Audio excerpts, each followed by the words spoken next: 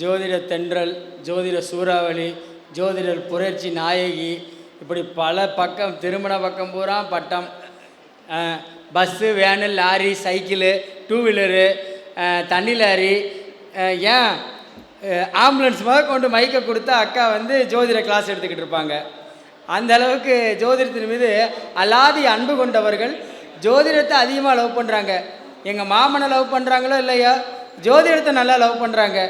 அதனால் இப்போ அக்கா வந்து தன்னுடைய அவரை லவ் பண்ணாதனால லவ் பண்ணனால தான் எங்கள் மாமனுக்கு அக்காவுக்கு 2 உள்ள இப்போ பொய் சொல்லுது பாருங்க. அப்போல்லாம் சொல்லக்கூடாதுக்கா, சரிங்களா? அது ஆக்சிடெண்டா எப்படி? சரி, இருந்தாலும் அக்காவுடைய ஸ்பீச் வந்து ரொம்ப அருமையாக இருக்கும். நல்ல ஒரு ஜோதிடத்தில் நுட்பமான விஷயங்கள் வேணும் அப்படின்னா மணிமேலை அக்காவை நீங்கள் தொடர்பு கொள்ளலாம். மாணவர்களாக இருந்தாலும் சரி, கூடிய விரைவில் ஜோதிட தளபதி யூடியூப் சேனலில் அக்காவுடைய கிளாஸ் விளம்பரம் வரும். அதை இங்கே சொல்கிறேன். ஃபஸ்ட் கிளாஸாக இருக்கும். அக்கா கிளாஸில் ஜாயின் பண்ணுறவங்க ஜாயின் பண்ணிக்கலாம். கூடிய விரைவில் கிளாஸோட டேட்டை அறிவிப்போம். சண்டில் சிந்து படிட்டா மதி எல்லாத்துலேயும் விளம்பரம் பண்ணிடுறது. குரு வாழ்க, குருவே துணை. அதாவது இந்த அஸ்வின் பக்தி யூடியூப் சேனல் நேயர்கள் அனைவருக்கும் கரூர் அஸ்வமணி மேகலையின் அன்பான வணக்கம். இன்றைக்கி காலையிலேருந்து அற்புதமான ஒரு திருவிழா கூட்டம். அத்துணை ஜோதிடர்களும், தமிழ்நாட்டில் இருக்கக்கூடிய அத்துணை ஜோதிடர்களையும் வரவழைத்து விட்டார். அதாவது சொந்த ஊரில் நான் தான் சொல்லிகிட்டே இருப்பேன், எல்லாமே திருச்செங்கோடு, ஈரோடு இந்த இடத்துலையே வந்துட்டு நடந்துகிட்ருக்கு மீட்டிங். மற்ற தெற்கையெல்லாம் யாருமே நடத்துறதில்லைன்னு இப்போ சிவகாசியில் முடிஞ்சுது, அடுத்து விராலிமலையில் ஸ்டார்ட் பண்ணிட்டேன். அப்படி பெரிய விஷயம் இது. அது இல்லாமல் இந்த யூடியூப் சேனல் வந்து 1,00,000 சப்ஸ்கிரைப் வந்ததற்கான விழா, ஒரு அற்புதமான விழா. 3 நிமிஷம், அரை மணி நேரமா?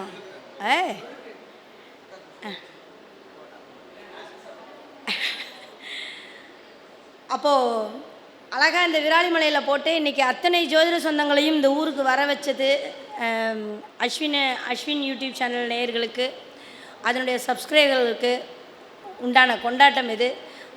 தம்பிக்கும் ஹரிக்கும் அவர்களுடைய குடும்பத்திற்கும் எங்களுடைய ஜோதிடர்கள் சார்பான நெஞ்சார்ந்த வணக்கங்களையும் நன்றிகளையும் தெரிவித்துக் கொள்கிறோம்.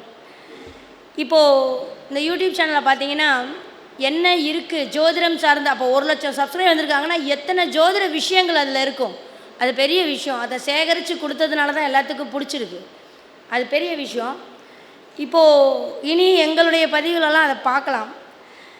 இப்போ ஜோதிடத்தில் அப்படின்னு பார்த்தீங்கன்னா எல்லாமே ஷார்ட்டாக 2 டிப்ஸு வாழ்த்து அப்படின்னாங்க. கொஞ்சம் எனக்கு தான் கொஞ்சம் ஃப்ரீயாக விட்டுட்டு எல்லாம் கிளம்பிட்டாங்க டீ குடிக்கிறதுக்கு. கொஞ்சம் ஃப்ரீ நீங்களாம் இருக்கீங்களா? ஓகே. நான் இப்போ விமலன் ஐயா ஒரு வார்த்தை சொல்லியிருந்தார், தலைமுடி மொட்டையடிக்கிறத பற்றி சொல்லியிருந்தார் இல்லையா? அப்போ தான் நான் என்ன பேசலான்னு யோசிச்சுட்டு இருந்தேன். கரெக்டாக அவர் ஒரு டிப்ஸ் எடுத்து கொடுத்துட்டு போன மாதிரி எடுத்து கொடுத்துட்டு போனார். அப்போ என்ன மொட்டை அடிக்கிறத பற்றி தலையில் வந்து முடியில் பேய் உட்காந்துருக்கும் அப்படிங்கிற மாதிரி சொன்னார். நெகட்டிவ் தாட்ஸு, அந்த நெகட்டிவ் தாட்ஸு மெயினாக பார்த்திங்கன்னா நம்மளுடைய கருமாக்கள் எல்லாம் ரோமங்களினுடைய கால்களில் தான் நிற்குமா. நம்மளுடைய கருமாக்கள் எல்லாமே இது மேலே இருக்கிற பேய் உட்காருதா இல்லையாங்கிறது தெரியல. ஆனால் நம்ம உடம்புக்குள்ளே இருக்கிற கருமாக்கள், நம்ம உடம்புக்குள்ளே இருக்கு இல்லையா, நம்மக்கிட்ட இருக்கு இல்லையா, ஒரு தீராத ஒரு பேய் ஒன்று உள்ளே இருக்கு இல்லையா. நம்ம உடம்புக்குள்ளே இருக்கிற கருமாவும் நம்மளுடைய அழுக்குகளும் நம்மளுடைய கெட்ட விஷயங்கள் எல்லாமே ஸ்டோரேஜ் ஆகிற இடம் அப்படின்னு எடுத்திங்கன்னா ரோமத்தோட கால்களில் தான், வேறு எங்கேயுமே இல்லை. அப்போ முடியினுடைய ரோமத்தினுடைய கால்கள், அந்த ரோமத்தினுடைய அடிவேரில் தான் கருமா தங்குமா. அழுக்குகள் தானே கருமா, அப்போ தங்குமா. இது கொஞ்சம் தங்குறதுக்குன்னு எனக்கு விஷம் தங்குறது பித்தப்பையில், ஒவ்வொன்றும் தங்குறதுக்கு ஒரு இடம் இருக்கு இல்லையா. அப்போது இது தங்குறது வந்து பார்த்திங்கன்னா கருமாக்கள் தங்குறது வந்து சனி பகவானினுடைய ஆதிபத்தியம் பெற்ற அந்த ரோமங்கள்ங்கிற இடத்துல தான் தங்குமா. புதன் அப்படின்னு சொல்லக்கூடியது நம்ம ஸ்கின்னுக்கு சொல்கிறோம் புதனை. அப்போ அந்த புதனும் சனியும் தான் காலபுருஷ தத்துவப்படி 4, 8, 12 அதுக்கு நட்சத்திரத்தை கொடுத்துருக்காங்க இல்லையா. 4 காலபுருஷ தத்துவப்படி 4, 8, 12 புதனுடைய நட்சத்திரத்தை கொடுத்துருக்காங்கல்ல. அவங்க தானே கடைசியில் முடிச்சு வைக்கிறது. சனியினுடைய மகன் யமன், புதனுடைய மகன் காலன், இவங்களாம் வந்து இவங்க தானே கடைசியில் அந்த ஃபினிஷிங் சொல்கிற ஆளுங்க. அப்போ நம்ம கர்மாவினுடைய சென்த்தை வந்து ரோமம் தான் சொல்லுவோம். அதனால தான் நீங்கள் கேன்சர் வந்த உடனே பாருங்கள், கேன்சர் வந்தோடனே முதல்ல வெளியில் தெரிகிற, அதாவது முத்தி போகிற அல்லது வெளி உலகத்துக்கு மாத்திரை மருந்துக்கு கட்டுப்படாமல் அது ஆட்கொண்டு அடுத்த நிலைக்கு வரும்போது ரோமங்கள் எல்லாம் கொட்டும். நீங்கள் கவனித்து பார்த்தீங்கன்னா தெரியும். நீங்கள் கேன்சருக்கு மட்டும் ஏன் எடுப்பானே, ஒரு மாடு கன்று சினையாச்சு அப்படின்னா முடி பூரம் கொட்டும். கணக்கண்ணன் அந்த மாடு இருக்கிறத பார்த்துட்டு முடியெல்லாம் கொட்டுச்சுனாலே மாடு சினையாக இருக்கும்பாங்க. அப்போ என்னென்னா, ஒரு விஷயத்தை சொல்கிறது அப்படிங்கிறது இந்த ரோமங்கள் முக்கியமாக எடுத்து வைக்கும் அந்த இடத்துல. ஏன்னா இதுக்கு நம்ம தலையில் தான் கேது, அப்போ தலையினுடைய முடி கேது அப்படின்னம்னா இது கர்மாவுக்கான ஒரு இடம். நம்ம வந்து உயிரை கொடுத்த ஆண்டவனுக்கு ஹேரை கொடும்பாங்க. அந்த மாதிரி அந்த முடி வெட்ட வெட்ட தலையிறதோ ஒன்றவோ அந்த கர்மாக்களினுடைய டெலீட் தான் அது, வேறு ஒன்றும் கிடையாது. நம்ம அதை அழிக்கும்போது மறுபடியும் நம்ம ஸ்டோரேஜ் ஆகிருக்கிற விஷயங்கள் கழியுங்கிறது ஒன்று. நான் இப்போது எங்கள் பராசர குழு மீட்டிங்கில் நாங்கள் வந்து நவகிரக கும்பகோணத்தில் மீட்டிங் போட்டிருந்தோம். நாங்கள் மட்டும் மாவட்டமாக போய் மீட்டிங் போடுவோம். ஒரே இடத்துல போட மாட்டோம், மாவட்டமாக போடுவோம். ஏன்னா எங்கள் குழுக்களில் இருக்கிற நபர்கள் எல்லாமே அவங்கவுங்க ஊரில் சொல்கிறாங்கன்னா அந்த ஊரில் செலக்ட் பண்ணி போடுவோம். அப்படி இந்த வருஷம் கும்பகோணத்தில் போட்டிருந்தோம். அப்போ நவகிரக ட்ரிப்பு ஒன்று அரேஞ்ச் பண்ணோம் எல்லோரும் சேர்ந்து. அதில் ஒரு விஷயம் என்னென்னா, நம்ம இப்போ ராகு கேதுகளுக்கு அப்படிங்கும்போது இப்போ நம்ம நெகட்டிவ் தாட்ஸு, பேயாக இருக்கட்டும், கர்மாவாகட்டும், இதுக்கெல்லாம் மாந்திரீகம், மந்திரம், தந்திரம், தகுடு, லொட்டு லொசுக்குன்னு எத்தனையோ விஷயங்கள் செய்கிறோம் இல்லையா? மந்திரிச்சு வைக்கிறது, மந்திரிச்சு கட்டுறது, மந்திரிச்சு தாயத்து போட்டுக்கிறது எல்லாமே செய்கிறோம். ஹோமங்கள் வளர்த்துறது எல்லாம்.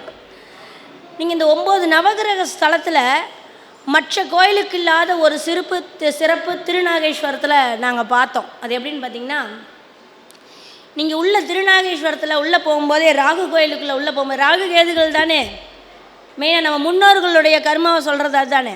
அப்போ திருமணத்திற்காக இருக்கட்டும், எந்த ராகு கேது சர்ப்ப தோஷங்களுக்காகட்டும் எங்கே போக சொல்கிறோம்?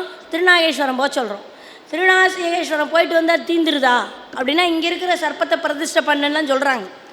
ஆனால் அங்கே என்ன சிறப்பு அப்படின்னு பார்த்தீங்கன்னா, நம்ம கரூரில் இருக்கிற சதாசிவ பிரம்மேந்திரா அவர் ஜீவசமாதி இருக்குது நெரூரில்.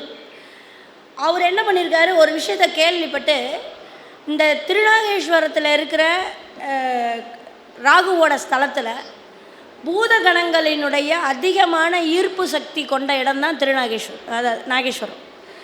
அப்போ இந்த பூதகணங்களுடைய தன்மை அதிகமாக அங்கே இறங்குது அப்படிங்கும்போது அப்போ மனுஷன் போயிட்டு வந்தான்னா அந்த பாடி தாங்காது இல்லையா? இந்த தோஷங்களோடு போகிறவன் எப்படி தாங்கி வருவான், அல்லது அந்த இடத்துல கட்டுப்படுத்துறதுக்கு ஒரு விஷயம் வேணுமேன்ட்டு இவர் சதாசிவ பிரமேந்திரன் அங்கே போகிறார். போய் என்ன பண்ணுறாருன்னா, அந்த கோயிலுக்கு முன்னாடிய என்ட்ரன்ஸில் நம்ம எந்த கோயிலுக்கு பழனிக்கு போனாலும் கீழே ஒரு தேங்காய் உடச்சிட்டு போவோம் இல்லையா, பிள்ளையாருக்கு, அந்த மாதிரி அந்த கருப்புக்கு உடச்சிட்டு போவோம். அந்த மாதிரி எல்லா கோயில்கள்லேயும் விநாயகர் இருப்பார்.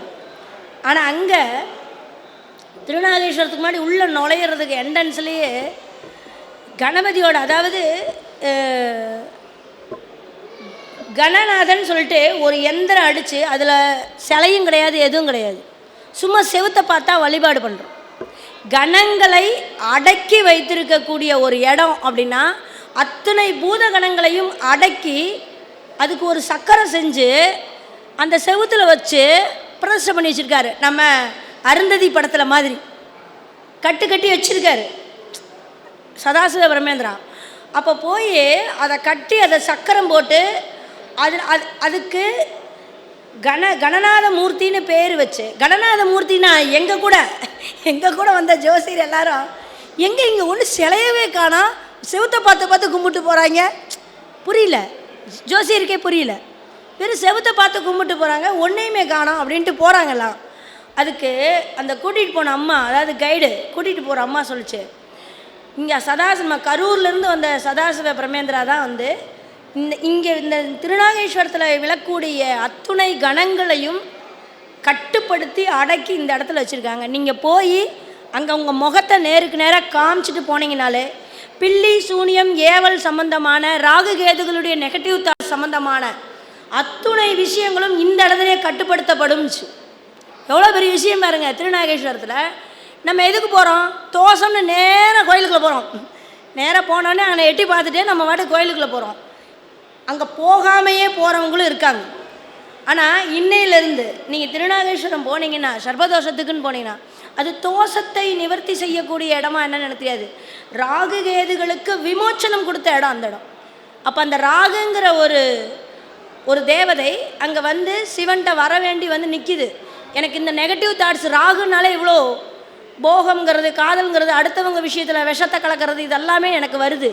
அப்போ எனக்கு ஒரு விமோச்சனம் கிடைக்காதா அப்படின்னு வந்து உட்காரும்போது, அப்போது ஒரு சித்தர் வந்து அந்த கிரகத்துக்கு ஒரு விமோச்சனம் கொடுக்குறாரு பாருங்க. அது எவ்வளோ பெரிய விஷயம்.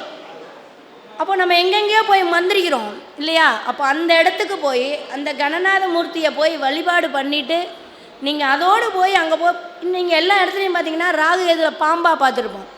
அங்கே தான் முழு உருவமாக இருக்காங்க. மனிதனுடைய உருவில் இருக்கிறது திருநாகேஸ்வரத்தில் ராகு இருப்பார். மனித உருவில் தான் இருப்பாங்க.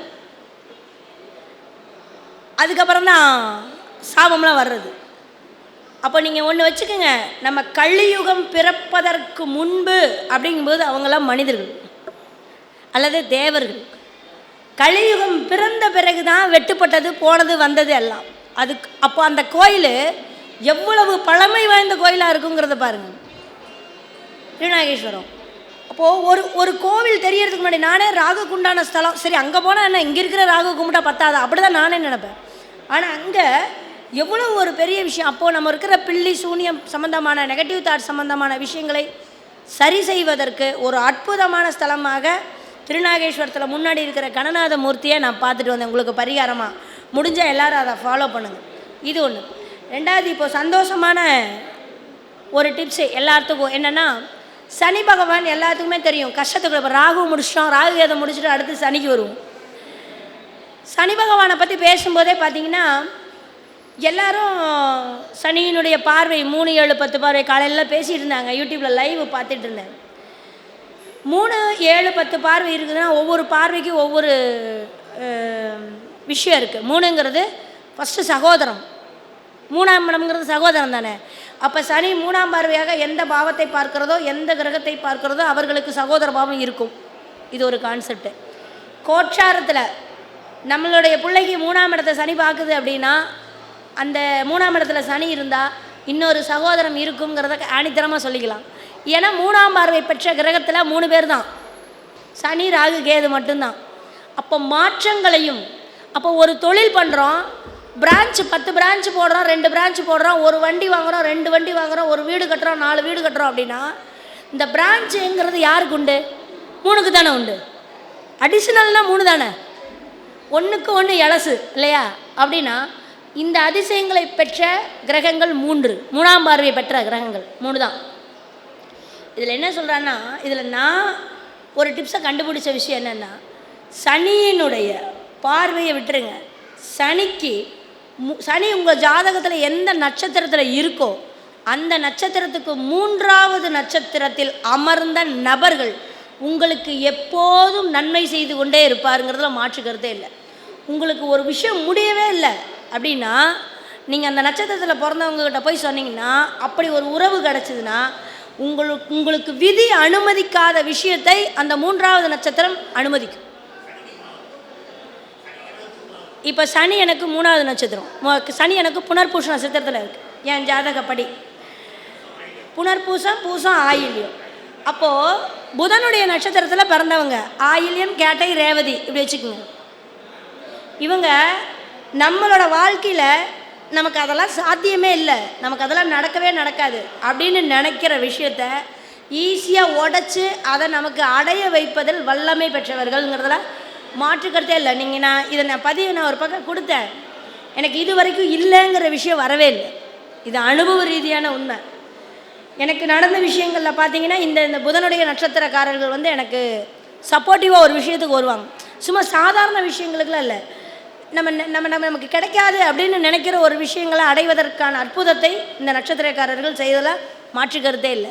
சனியினுடைய 3ஆவது நட்சத்திரத்துக்கு அனுபவ ரீதியாக ரிசர்ச் பண்ண ஒரு விஷயம் ஒன்று. இப்போ சனியை சொல்லிட்டேன், ராகு சொல்லிட்டேன்.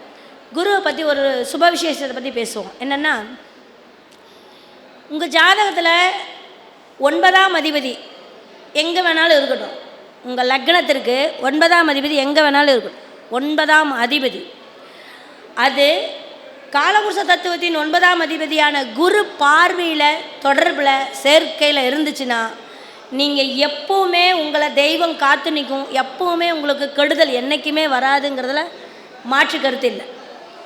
நான் எப்போ பார்த்தாலும் பேசும்போது தான்டா டீ கொண்டு வருவீங்க, அப்புறம் டீ இல்லைன்றுவீங்கடா.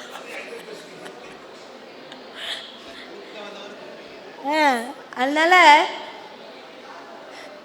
இப்போ இது இப்போ நீங்கள் லக்னத்திற்கு 9ஆம் அதிபதியும் காலபுருஷனுக்கு 9ஆம் அதிபதியாக குரு தானே. அப்போ குருவும் நம்மளுடைய 9ஆம் அதிபதியும் சேர்ந்தாலோ பார்த்தாலோ பரிவர்த்தனை பெற்றாலோ இதுக்கு எல்லாத்துக்குமே அற்புதமான ஒரு பலன் என்னென்னா, நமக்கு எப்பவும் தெய்வம் காத்து நிற்கும். தெய்வம் காத்து நிற்கிறது எப்படிங்க உணர்றது அப்படின்னு கேட்டிங்கன்னா, நீங்கள் ஒரு தப்பாகவே ஒரு விஷயம் தெரிஞ்சே தெரியாமலோ ஒரு தப்பாக ஒரு விஷயத்த சொன்னீங்கனாலும் அந்த நேரத்தில் அதை வழி நடத்தி காப்பாற்றி கூட்டிகிட்டு வருது பார்த்தீங்களா, அதுதான் தெய்வம் காத்து நிற்கிறது. தெய்வம் வேற எங்கேயும் வராது, மனுஷ ரூபத்தில் தான் வரும். எவனோ ஒருவன் இதை செய்யாதரா, இதை போனேன்னா மாட்டிக்குவேன், ஏன் இதில் ஏகப்பட்ட காசு இழந்துருவேன், வேண்டாம் அப்படின்னு கூப்பிட்டு வராம பாருங்க, அங்கே தான் தெய்வம். இது 9ஆம் அதிபதி நம்ம 9ஆம் அதிபதியை தொடர்பு கொள்ளும் பொழுது இது நடக்கும். இதெல்லாம் ஒரு அற்புதமாக அனுபவத்தில் நான் சொல்லுவேன். ஏங்க இது பிழைக்குமா, இல்லை இவெல்லாம் திருந்து வேணாமாங்க, கண்டிப்பாக அவன் திரும்பி வருவார், கவலைப்படாமல் இருங்க அப்படின்னு சொல்கிறதுக்கு அது டேமேஜ் இல்லாமல் கூட்டிகிட்டு வரும். அதுதான் அதில் இருக்கிற ஒரு அற்புதமான விஷயம். இன்னும் லக்னாதிபதி தொடர்பு கொண்டா பிறப்பிலிருந்து அவன் கொடுத்து வச்ச புண்ணியவான்னு அர்த்தம். இந்த 9ஆம் அதிபதியோடு லக்னாதிபதி தொடர்பு கொண்டா பிறப்பிலிருந்தே அவன் புண்ணியவான், எந்த தர்மவான், ஒழுக்கசீலன், தப்பு பண்ண முடியாது, யாருக்கிட்டையும் கெட்ட பேர் வாங்க முடியாது, இதெல்லாம் வரும். இது ஒரு பக்கம். என்னோட அனுபவத்தில் நேற்று ஒரு ஜாதகம், ஒரு குழந்தையோட ஜாதகம், விருச்சக லக்னம் சிம்ம ராசி மக நட்சத்திரம். இன்றைக்கி எதோ ராகு கேதுகளை பற்றியே தான் வருது, என்னன்னு தெரியல. மக நட்சத்திரம், சுக்கிரனும் மகத்தில், புதனும் மகத்தில், ஆடி மாதம் பிறந்த குழந்தை. விருச்சக லக்னம், 9ல் சூரியன், 9ல் சூரியன் உட்காந்துருக்காரு, 10ஆம் இடத்துல சந்திரன், சுக்கிரன், புதன் 3 பேருமே மக நட்சத்திரத்தில். கேது திசையில் தான் பிறந்திருக்கு, 11 மாதம்தான் கேது திசை முடிஞ்சு. சுக்கிர திசை வரும்போது சுக்கிரனும் யார் சாரங்க, கேது சாரம் தான். அப்போ கேது திசை பார்டர் முடிஞ்சு சுக்கிர திசைக்கு வர்ற காலம் இந்த அவர் சொன்னார்ல அந்திம காலம், சந்தி காலம் வாங்க. அப்போ திசாவினுடைய மாற்றம், அந்த சந்தி காலம். இந்த குழந்தை தொட்டியிலேருந்து கீழே விழுகுதுங்க, பொம்பளை பிள்ளை தொட்டல்லேருந்து கீழே விழுகு. தொட்டல் நல்லா உயரமாக கட்டியிருக்காங்க, தொட்டல்லேருந்து கீழே விழுகுது தரையில். 1 மணி நேரமாக அந்த குழந்தை தூங்கி விழுந்து 1 மணி நேரம் ஆச்சு. இந்த குழந்தை அழுகவே இல்லை. நம்ம எப்படி தொட்டியிலேருந்து கீழே விழுந்தா கத்தவே இல்லையேன்னு தூக்கிட்டு விட்டுட்டாங்க, தொடச்சிட்டு ஒன்றும் இல்லை, புள்ள அழுவல் இல்லை, சிரிச்சிட்டு இருக்கான்னு விட்டுட்டாங்க. அது பார்த்தீங்கன்னா இப்போ 4-5 மாதம் கழித்து இப்போ அந்த குழந்தைக்கு வயசுலாம் ஒன்றும் இல்லை, 1.5 வயசு தான் ஆகுது, 6 மாதம்தான் ஆகுது. கேதசை முடிஞ்சு சுக்கரதசை ஆரம்பித்து போயிட்டுருக்கு. தலை பார்த்தீங்கன்னா இவ்வளோ பெருசு வீங்கிச்சு, இவ்வளோ பெருசாக ஆயிடுச்சு. இந்த தலை பூசணிக்காய் ஆட்டிருக்கு பிறந்த குழந்தைக்கு. அப்போது அந்த குழந்தைய டெஸ்ட் எடுத்து போய் டெஸ்ட்டு பார்த்தா தலை பூரா நீர் கோர்த்துருச்சுட்டாங்க, ஃபுல்லாக நீர் இருக்குங்க. இந்த குழந்தை அழுகலையாங்க, எதுவும் பண்ணலன்னா ஒன்றும் பண்ணல. பக்கத்தில் இருக்கிற ஒருத்தர், யாரோ ஒருத்தர் வந்தவர், என்ன தலை இப்படி வச்சுட்டு உங்கள் பாட்டுங்க, அது என்னமோ இப்படி வீங்குதுங்க, என்னன்னு தெரிலைங்கன்னா, இப்படி வச்சுட்டு உட்காந்துருக்கீங்க, போய் டாக்டரை பாருங்கன்னு சத்தம் போட்டதுக்கப்புறம் போய் டாக்டரை பார்க்கும்போது இது ஆப்ரேஷன் தான் பண்ணி தான் இந்த நீர் எடுக்கணும், நீரில் வத்தாதுன்ட்டாங்க, வெட்டிங்கன்னா டேஞ்சர்ன்ட்டாங்க. சரி, ஏன்னா 9 வருஷம் கழித்து அந்த பிள்ளைக்கு குழந்தை பிறந்திருக்கு. முதல்ல ஒரு பொண்ணு, 2வது இந்த பொண்ணு, 2வதாக பிறந்த குழந்தை. இந்த இந்த குழந்தையை தூக்கிட்டு போயிட்டு சரி லோக்கலில் வேண்டான்னு சொல்லிட்டு கோயம்புத்தூர் கொண்டு போகிறாங்க, ஜெம்முக்கு கொண்டு போகிறாங்க. உடனடியாக ஆப்ரேஷன் பண்ணுங்கன்னு. குழந்தை தாங்குமானா அது ஆண்டவன் கையில் தான் இருக்குது, கடவுளை வேண்டிக்கிங்க, ஆப்ரேஷன் பண்ணாமல் இந்த குழந்தையை காப்பாற்ற முடியாதுன்ட்டாங்க. சரின்னு சொல்லிட்டு ஆப்ரேஷன் உடனே பண்ணுங்கன்னு சொல்லி 4 லட்ச ரூபா செலவாம். 4 லட்ச ரூபா செலவு, சாதாரண குடும்பம் 4 லட்ச ரூபா செலவு. ஆப்ரேஷன் பண்ணிடுறாங்க. ஆப்ரேஷன் பண்ணி அந்த நீரெல்லாம் எடுத்து, அந்த உள்ளே இருக்கிற நீர், இன்னும் வர்ற நீரெல்லாம் வெளியே எடுக்கிறதுக்கு டியூப்பு, இங்கேருந்து டியூப் கொண்டாந்து இந்த இடத்துல கொண்டாந்து அந்த கழிவோட யூரினோட போகிற மாதிரி டியூப்பை கொண்டாந்து இங்கே சொருவியிருக்காங்க 1.5 வயசு குழந்தைக்கு. அது வழியே தலையில் உற்பத்தி ஆகிற நீர் இங்கே போயிட்டு இருக்குது. இன்னும் நல்லா பேசுது, நல்லா சிரிக்குது. ஆப்ரேஷன் முடிஞ்சு அந்த மயக்க நிலையிலேருந்து தெளிஞ்ச உடனே அவள் பாட்டுக்கு சிரிக்கிறா, அவள் பாட்டுக்கு சாப்பிட்றா, அவள் பாட்டுக்கு இருக்கா. ஒரு துளி அழுகலை. டாக்டரே பிரமிச்சு ஒரு ஒரு அழுகாச்சி கூட அழுகலை, வலிக்குதுன்னு கூட சொல்லலையே. இது என்ன குழந்தை, இது தெய்வ குழந்தையா இது அப்படிங்கிற மாதிரி. அப்போ அது அமைதியாக இருக்குது. வீட்டுக்கு வந்து அது பாட்டுக்கு நடக்குது, அது பாட்டுக்கு சாப்பிடுது. ஆனால் அவங்க அம்மாச்சி சொல்லுது, இன்றைக்கி வரைக்கும்மா அவள் தண்ணின்னு குடித்ததே கிடையாதுங்க. எனக்கு புரியல. நம்ம இவ்வளோ இப்போ 19 வருஷம் என்ன ஜோதிடத்தில் வந்து இன்றைக்கி 19 வருஷம் ஃபீல்டு. இது 19 வருஷத்தில் எனக்கு ஒரு அற்புதமான பாடத்தை நேற்றுலேருந்து என்ன நைட்டில் தூங்க முடியல என்னால். என்னடா அது அப்படி ஒவ்வொரு ஜாதகம் ஒவ்வொரு விஷயத்த ஒவ்வொரு பாடத்தை நமக்கு சொல்லி கொடுத்துட்டு போயிட்டுருக்கேன். அவங்க அம்மாயும் அவங்க அப்பச்சி 2 பேரும் தான் வந்திருந்தாங்க, வயசானவங்க தான் வந்திருந்தாங்க. ஆப்ரேஷன் பண்ணி கொண்டு வந்தாச்சு, வீட்டில் இருக்குது இன்றைக்கி வரைக்கும். இப்போ ஆப்ரேஷன் பண்ணி 1.5 மாதம் ஆச்சு, ஆனால் இன்னும் நடக்கலை. 1.5 வருஷம் ஆயிடுச்சு, நடக்க மாட்டேங்கிறா. ஒரு கால் ஊன்றா, ஒரு கால் ஊன மாட்டேங்கிறா.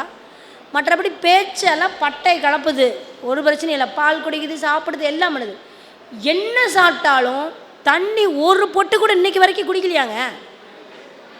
தண்ணி மண்டையிலேருந்து வந்துட்டுருக்கு டியூப்பில். இது வரைக்கும் அந்த குழந்தை தண்ணி மீறி ஒரு மடக்கு குடிச்சா அவனும் விற்கிக்கும் பாப்பா குடினா வாயில் குடித்தா அப்படியே துப்பிடுதுங்களா, அந்த இடத்துல துப்பிடுதான் தண்ணியை, உள்ளே போகல.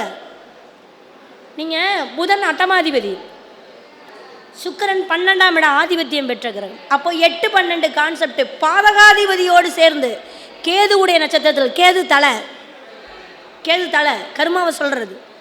அப்போது இந்த கேது, அப்போ இறந்து போனவங்க இந்த குழந்தை மீண்டும் பிறந்திருக்காங்களா? இறந்து போன ஒரு ஆத்மா மீண்டும் பிறந்திருக்கு. நான் மக நட்சத்திரத்தை அப்படி தான் சொல்லுவேன். மக நட்சத்திரத்தில் பிறந்தா வீட்டில் சூசைட் பண்ணவங்க இருப்பாங்கம்பாங்க. நான் எடுக்கிறது செத்து போன ஏதோ ஒரு கெல்டுகிண்டு மறுபடியும் பிறந்திருக்குதுன்னு தான் நான் எடுப்பேன். ஆனால் அந்த குழந்தை அதை சுமந்து வந்து பிறந்திருக்கா இல்லை மிச்சத்தை அனுபவிக்க பிறந்திருக்கா தெரில. நல்லா இருக்கா, இன்னும் நடக்கலை, நடப்பா. 3 வயசுக்கு மேலே நல்லா நடக்கும், அது வரைக்கும் வெயிட் பண்ணுங்கன்னு. அப்போது மக நட்சத்திரத்தில் இந்த 3 பெண் கிரகங்கள் நரம்பு, புதனுக்குண்டான புதன் மட்டும் வக்கரமாக இருக்கார். அப்போ நரம்பு அப்படிங்கிறது எங்கேயோ சுருண்டுருச்சு. வக்கரம்னா ரிவர்ஸ் தானே. அப்போ நம்ம அதனால தானே டியூப் போட்டு எடுக்கிறோம். இதில் புதன் மட்டும்தான் வக்கரமாக இருக்குது, சுக்கிரனும் வக்கரமாவில், சந்திரனும் அஸ்தங்க கதிக்கு வரப்போகுது, அமாவாசையை ஒட்டி வரப்போகுது. சூரியனோட சந்திரன் சிம்மராசியில் இருக்குதுன்னா அவன் வரப்போகுது தானே, அமாவாசை வரப்போகுது. அப்போ இவங்க வலுவை இன்னும் இழக்கலை, ஆனால் புதன் இழந்துட்டார். அப்போ நரம்பு மண்டலம் மட்டும்தான் பாதிச்சிருக்குது. அப்போ அந்த காலுக்கு போகிற நரம்பும் ஏதோ பண்ணுது, ஆனால் அதிலிருந்து தேர்ந்து வந்துடுவா, ஒரு 3 வருஷம் வெயிட் பண்ணுங்கள் அப்படின்னு சொல்லி அனுப்பிச்சதுக்கப்புறம் தண்ணியே குடிக்க மாட்டேங்கிற. அது ஏதாவது பிரச்சனை பண்ணுமா எங்களுக்கு, அதுதான் டவுட்டு, வேறு எந்த டவுட்டும் கிடையாது. ஆயில் இருக்குமா இருக்காதா எனக்கு அதை மட்டும் சொல்லுங்கள். நாங்கள் 4 லட்ச ரூபா செலவு பண்ணதை பற்றி கேட்கல. செத்து போயிடுவாங்கிற எண்ணம் எங்களுக்கு இல்லை, அந்த மாதிரி பிள்ளையும் இல்லை. ஆனால் மீண்டும் ஏதாவது இந்த குழந்தையை தொந்தரவு பண்ணுமா, இந்த குழந்தைக்கு ஆயில் எப்படி, அதை கேட்கத்தாம்மா வந்தோன்னாங்க. ஆனால் ஆயில் பார்த்தீங்கன்னா ஆயில் தீர்க்கம். ஏன் ஆயில் தீர்க்கம்னு எடுத்தேன்னா, அந்த ஜாதகத்துக்கு சனி யோகி, குலதெய்வத்துக்கு உண்டான சனி பகவான் யோகி, லக்னத்தை பார்க்குது. 4ல் சனி இருந்தால் என்ன பண்ணும், விருச்சக லக்னம், 4ல் சனி லக்னத்தையும் பார்க்குது, சந்திரன் சுக்கிரன் புதனையும் பார்க்குறாரு. நீ என்ன வேணாலும் பண்ண, நான் இருக்கேன்.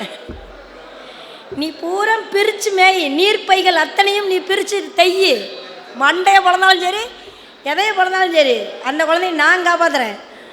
சனியினுடைய பார்வைக்கு பாருங்கள் எவ்வளோ ஒரு அற்புதமான விஷயம். 7ஆம் பார்வையா இந்த 3 பாவிகளையும், பாதகாதிபதி, அட்டமாதிபதி, விரையாதிபதியும் பார்க்குது, லக்கணத்தையும் பார்க்குது. தானே ஹைலைட்டு. இந்த 1.5 வயசு குழந்தை எப்படி தாங்குது, எப்படி சிரிக்குது அப்படிங்கிறது டாக்டருக்கே ஆச்சரியம். அப்போது இந்த நீர் எங்கேருந்து வருதுன்னு தெரில. சந்திரன் சுக்கிரன் காம்பினேஷன், அது கேதுவுடைய அம்சம். கேது சார்ந்த இருக்கிறதுனால அந்த கேது அடைச்சி லாக்காகி நீர் கோர்வை, இதெல்லாம் அதுதான் சொல்லுது.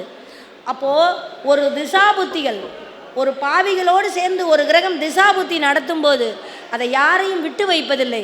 ஆனால் அதற்கு அதையும் தாங்கி நான் அதை சமாளித்து நிற்பேங்கிறது பார்க்க வேண்டிய கிரகம் பார்த்துச்சுன்னா, ஆயுளுக்குண்டானவனும் யோகாதிபதி சனியும் பார்க்கும்போது ஆயுளை தீர்க்கமாக. இந்த இடத்துல சந்திரன் அவயோகி, அதனால தான் அந்த தண்ணி பிரச்சனை.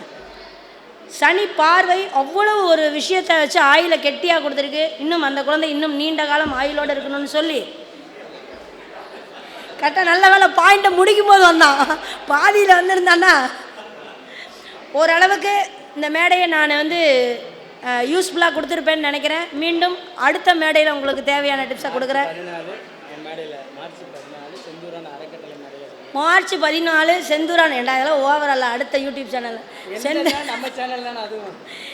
மார்ச் 14 செந்தூரான் அறக்கட்டையில் மீண்டும் இதனுடைய தொடர்ச்சி தொடரும் என்பதை கூறி இப்போதான் வந்து முத்தமிழங்கர் கலைஞர் மாதிரி இதனுடைய விடையை அடுத்த மீட்டிங்கில் சொல்கிறேன்னு சொல்லிட்டு கிளம்புவார். அந்த மாதிரி இப்போ தான் அக்கா ஃபார்முக்கு வந்திருக்காங்க. அக்கா அவர்களுக்கு அண்ணே மேலே வாங்க. தம்பி வா மேலே வா. இன்னைக்கு என்ன நட்சத்திரம்? இன்னைக்கு சனி. திலக் பாஸ்கர் அண்ணா அவர்கள் இப்படி பொன்னாடை போற்றி கௌரவப்படுத்துவார் மணிமேகலை அவர்களை. ஹரி பக்கத்தில் இருக்கீங்களா? இன்னும் வந்துங்க. புகைப்பட கலைஞர்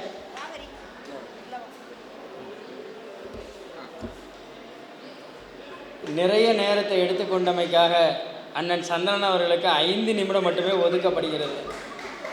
என்னென்னா அடுத்து திலக் பாஸ்கர் நான் பேசணும். அண்ணனை காலையிலே பேச சொன்னேன். எல்லாருக்கும் வழி விடுவோம், நம்ம கடைசியாக பேசுவோன்னாரு. அந்த பெருந்தன்மைக்கு அண்ணனுக்கு எல்லாருமே ஒரு கிளாப் பண்ணி கை தட்டுங்க. இது எல்லாருக்குமே வராது. வந்த உடனே வீட்டுக்கு கிளம்புறேன், காலில் சுடுதண்ணி ஊற்றுற மாதிரி கிளம்பிடுவாங்க. ஆனால் அண்ணா வந்து நான் வெயிட் பண்ணுறேன் தம்பி, கடைசி எனக்கு கொடு அப்படின்னு கேட்டார். சந்திரனா 5 நிமிஷம் சந்திரனா எடுத்துக்குவார். அதுக்கடுத்து திலக் பாஸ்கர் அண்ணன் ஒரு 1/2 hour பேசுவார்.